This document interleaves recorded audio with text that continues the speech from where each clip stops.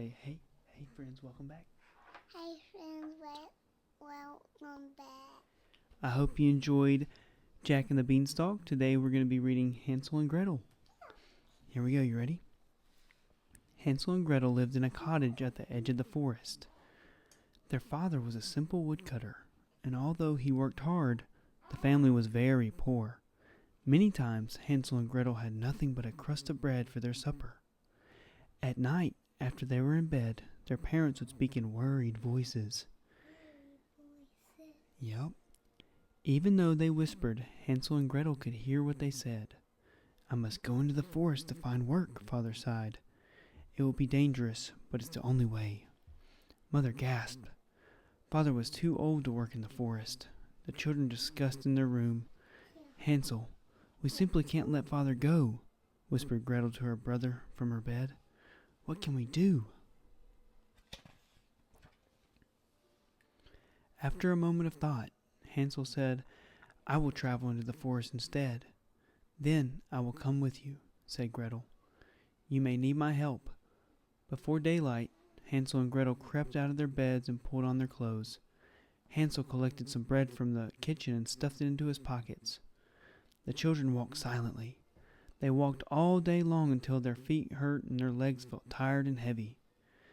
I did not realize the forest was so big, Gretel said. Nor did I, said Hansel. But don't worry, I have made sure we will not get lost.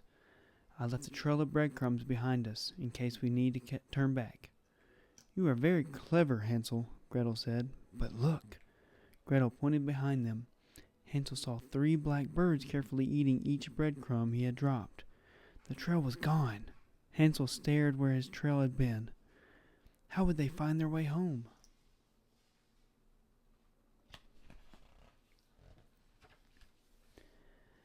By now, the children were very tired, but they continued to walk through the forest. There is a gingerbread house. Surely they would come across some place they could rest, or someone would offer them something small to eat. They were certainly lost now. Night fell upon the forest, and strange noises came from behind the trees. Hansel and Gretel sat down near a tree and huddled against the cold.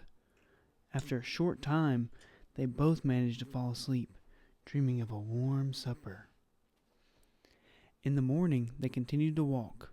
After a while, the children entered a small clearing. They could not believe their eyes. Gretel, look, Hansel shouted, a cottage. Maybe whoever lives there will have something to eat, said Gretel. As the children hurried closer, they saw that this was no ordinary cottage. Its walls were made of gingerbread, and its windows of crystal clear sugar. The children knocked on the door. When it opened, an old woman with a cane came out.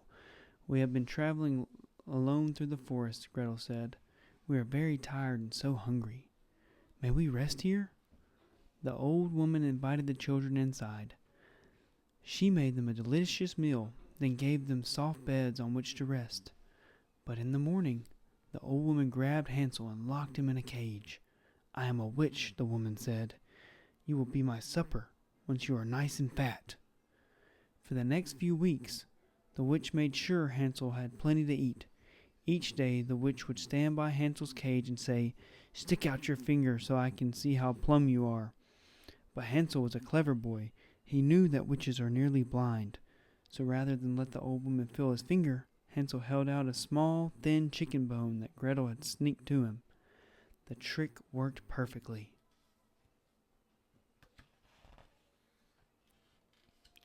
The witch would say, feeling the chicken bone.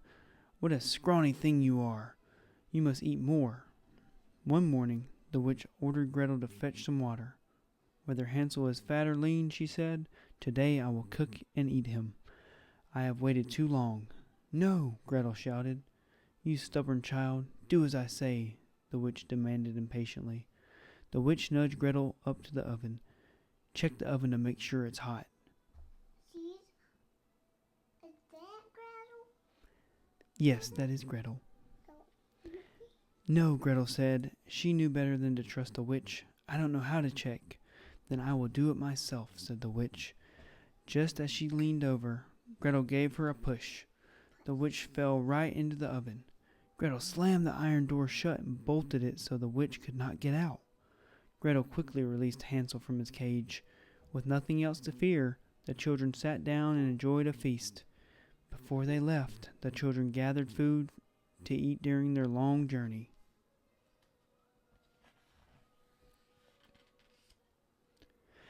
As they wandered through the house searching for food, Hansel and Gretel discovered boxes of pearls and precious stones.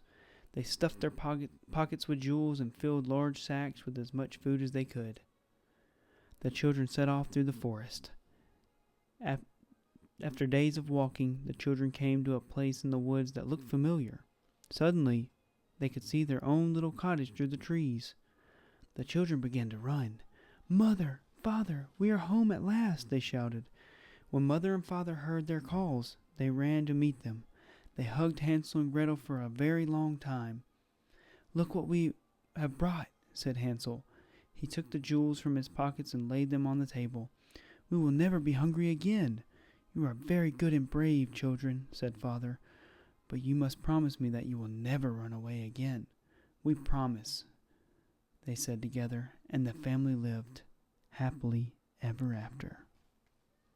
Can you say the end? Yeah. Now only the different. All right, that's all we have time for. I'll see you in the next video. Do a different one. You want to do a different one? Yeah. All right.